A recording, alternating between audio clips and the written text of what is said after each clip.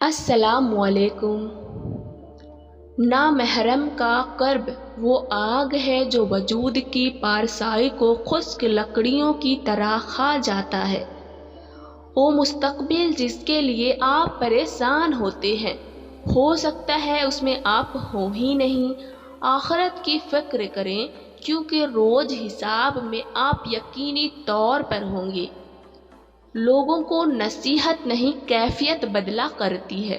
نصیحت زبان سے کی جاتی ہے اور کیفیت عمل سے دی جاتی ہے۔ لوگوں کو اپنے عمل سے تبلیغ کریں۔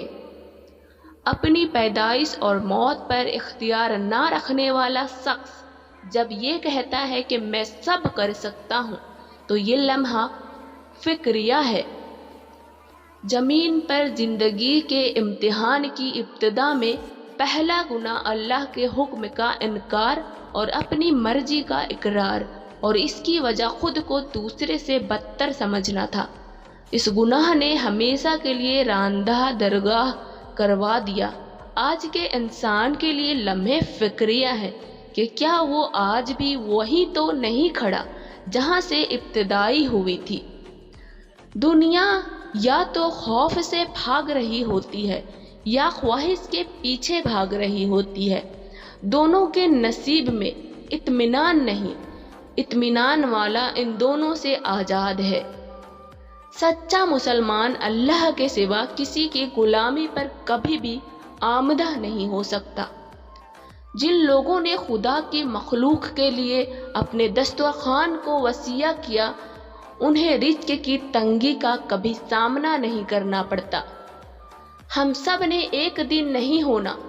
تصور ذات کا حاصل یہی ہے کہ میں نہیں ہوں۔ جس نے یہ سمجھ لیا وہ سب سمجھ گیا۔ نماز کا رہ جانا دنیا کے ہر نقصان سے بڑا نقصان ہے۔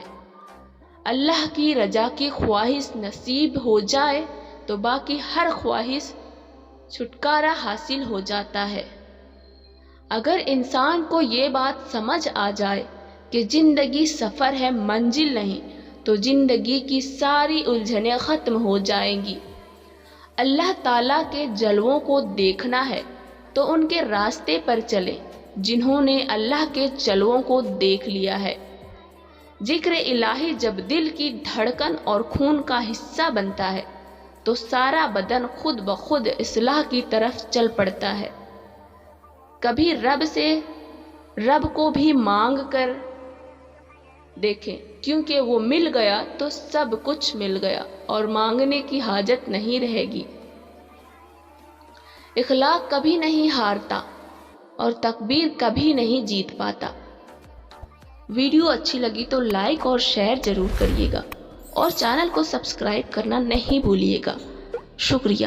خدا حافظ۔